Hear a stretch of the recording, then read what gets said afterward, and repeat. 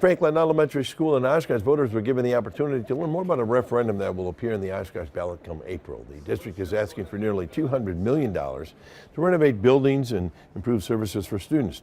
The referendum would also allow the district to build a new consolidated middle school at the Shapiro site, convert Perry Tippler Middle School into a pre-K and recreation department, add an auditorium to Oshkosh North High School, and install air conditioning at 3 district elementary schools.